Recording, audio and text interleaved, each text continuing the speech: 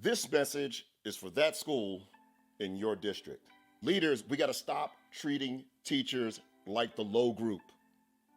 By the way, I hate that term, but you understand it, so I'm using it.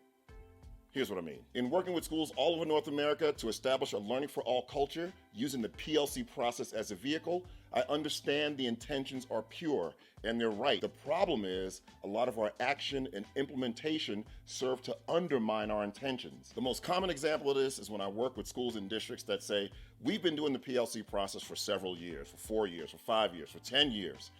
Now, by their own admission, they're not anywhere close to where they want to be in terms of student learning results, but we've been doing it. That tells me that they're treating their teachers like the low group. This phenomena I call treating teachers like the low group permeates every level of education, elementary, middle, and high.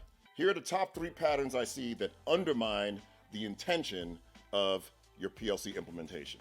Number 1, leaders often treat teacher teams like they're fragile. Leaders holding everyone accountable to execute the agreed upon best practices that are aligned with the collective commitments. Well, Ken, I want them all to, they should all do it. I know our kids' lives depend on it. I want them to want to do it. When they feel good, they'll do it.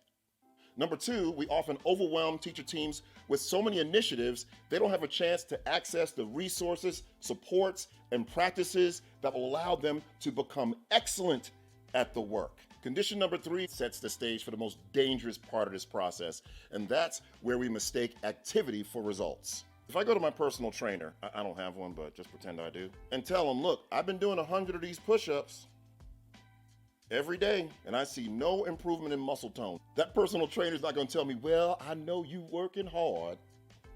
You working hard. Just keep at it now. That trainer is going to go over what I'm doing well, and more importantly, where I need to get better. Your school's transformational breakthrough lies in the seamless integration of mindset and execution.